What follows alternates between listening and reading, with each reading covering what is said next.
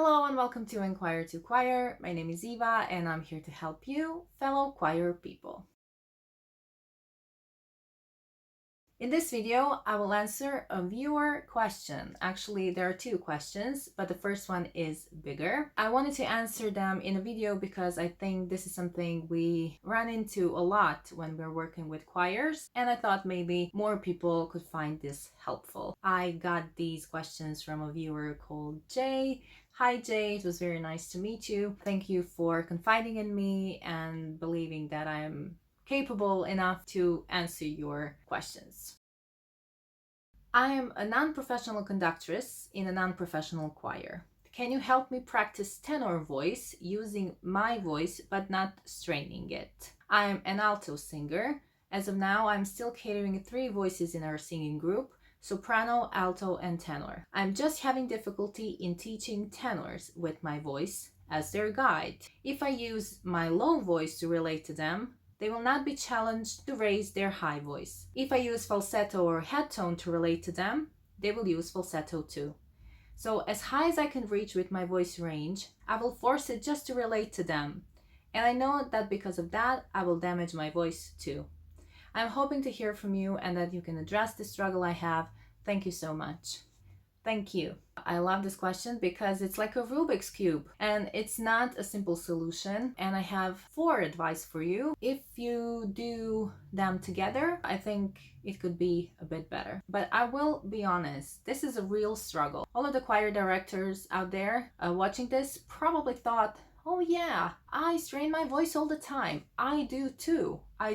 It's something that we do spontaneously because we want to relate to them really hard. We instantly think that we really have to sing it like them to get the sound we want. But the problem is we can't get the same thing. Our voice is very different to every other voice. You mentioned vocal range and the technique, the way you get the tone, so falsetto or head tone, etc. But you have to focus on other things because that is not a way for you to win, because you're going to strain your voice. Luckily, there are other things a sound has. I will expand this to soprano, alto, tenor, and bass just to prove my point. Sopranos and altos are female voices and tenors and bass are male voices. But when it comes to the range, you can pair them soprano and tenor and altos and bass. Because when you look at the range of the sopranos and tenors, it's actually approximately similar, but the sopranos are an octave higher. The same goes for altos and basses. They have around the same comfortable range, but in a different octave. And that is the range. But there are other things. The way the soprano and tenor voice behaves like is, first of all, the color of their sound, the timbre, is lighter. Plus, sopranos and tenors get more comfortable in the higher range. To approach even the higher notes, they need a stimulation, but when they get to them, they feel more comfortable than when they get to the lower tones, because in the higher register, they have more resonance. Is the opposite for altos and basses. They feel more comfortable in the lower range, they have more resonance in the lower range, and when they get to the higher range, they lose the resonance. So it is a problem for you as an alto to teach tenors in every way, because the way you approach your sound is very different, because the voices are completely different, not just by the range, but by the way you sound like. So if you want to relate to them, it's not about the range. You have to simulate what they need to sound like. And that comes with changing the color of your sound accordingly. And second of all, if they don't repeat it the way you want them to, you have to use other words to explain it to them. For example, I will use basses because I think this is the hardest for me to simulate for my choir. If I have to sing really low, there is no way I can reach the bass range. But when I have to sing something to my basses, I will not do it in my comfortable voice. I will use my comfortable range, but I will do things to my sound so I can relate to them. For example, they have to sing la la la la, but an octave below, and I will not sing it to them la la la la. I will sing it la la la la.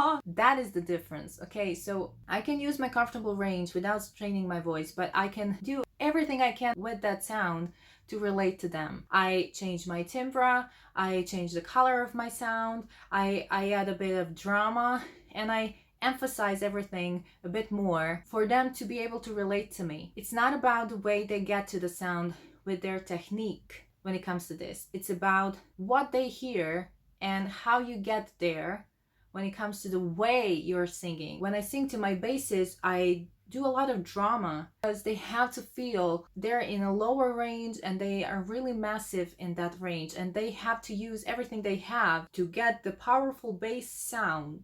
When it comes to the tenors, when you want them to reach the higher notes, it's not about them feeling comfortable when it comes to the range. You know why they use the falsetto? Because they are afraid to get to the tones, not because they are not able to get to the tones, but because they're afraid that they're going to be too loud. They're afraid that they're not supported by the rest of the group because they're the only ones who are pushing for it. You can strain your voice all you want, but it's not about using the force. It's about getting the whole group to support each other. And for the tenors to reach the higher notes, especially if they're not true tenors, they need a bigger push. It's about the courage they have and the freedom they feel. So you try to replicate that sound and you get a certain sound of them, which is better than before, but you need them to become even better. So you try to descriptively explain what they need to sound like. I would actually say more rock and roll. It has to be something really relatable. For the basses, I always say be greasier. In Croatian, it sounds a bit different, so it's not an insult. Or if I'm talking to altos and they have to sound a bit more alto-y, I will say, just imagine that you're in a cake and the cake has chocolate filling and you're the chocolate filling. Okay, so you're not the dough, you're the chocolate. Sing like you're in a chocolate. And I know this sounds really strange and funny, but it actually really works. It's the association they have with the sound. For the tenors to get a bit more powerful, you need a tenor in there who is maybe not the perfect tenor, but who will push. So it's always good to have a certain person, one person in every vocal part, the leader of the vocal part, for you to be able to ask them to sing something for you or with you to prove a point. And for them to know they have to push a bit more, for others to feel more comfortable with the fact they need to push for it. So you can choose that person and talk to that person. And when it comes to talking, I will strongly advise you, especially because you mentioned that your singers are non-professionals and they don't have the music education, but that doesn't mean that they're not able to understand what you're talking about when it comes to the ranges and the way their sound is supposed to sound like.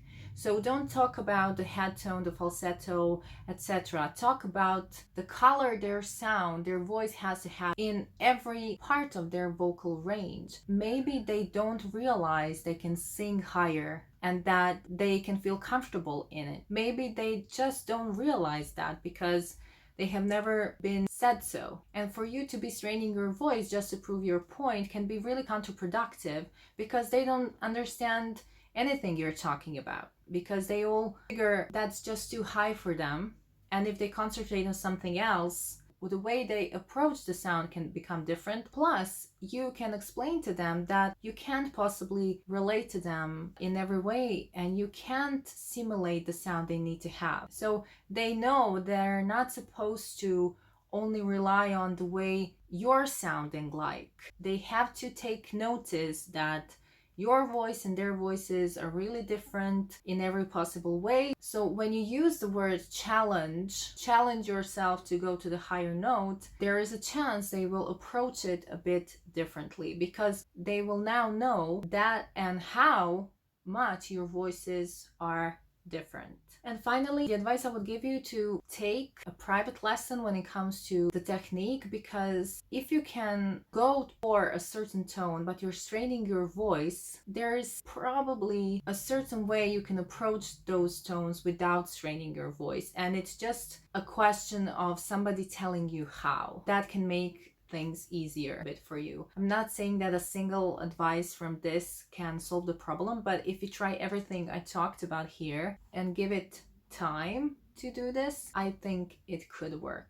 And the second question, as I was going through your video about choir conducting, the one where you emphasized right hand signals, I thought, I'm left-handed. Do I need to practice my right hand to do the main conducting so that I can be doing the right conducting? Okay, in a perfect world, I would say you deserve your way of conducting. Just because you're left-handed doesn't mean you have to do the right-handed conducting. But when it comes to the right hands and left hand requirements in conducting, that is a convention. That's a conventional way. You never know who you are going to collaborate and communicate with, so you're able to understand each other better, if not immediately. I would say that if you're working only with your choir and you're not in a professional setting, you're not in an opera, you're not in a philharmonics, you can change that. You can switch, but I would be very careful about that because, first of all, as I mentioned, you never know what the future holds. You never know who can come to your choir and not understand the way you're conducting because they're used to the conventional way. Plus, you never know who is going to come as a guest soloist on an instrument, a violinist, or an accompanist on a piano, and not be able to understand you while you conduct. Or you can have a guest choir, you can collaborate with someone, you can sing a song together with 4 other choirs. You have to conduct the song and they don't know what you're talking about because you switched your hands. Okay, so you never know how far you can go with your choir and you never know what's in the future.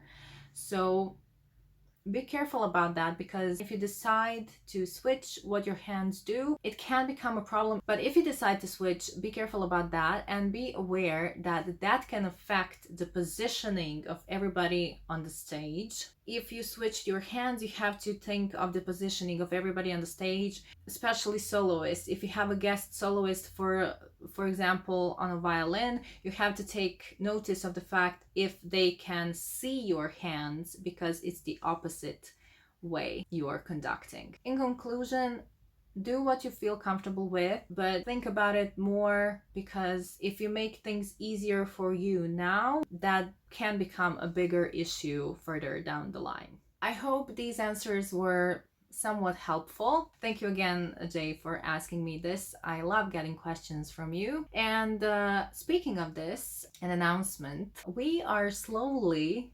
very slowly approaching 1,000 subscribers on this channel, which is a lot considering everything, especially the fact that it's the year 2020 and I don't even know how many of you are actually seeing your choirs right now, and the fact that the channel is 3.5 years old. To be able to say that we're approaching 1,000 subscribers is very meaningful. I want to say thank you to everyone. When we get to the 1,000 subscribers, I will celebrate with a Q&A.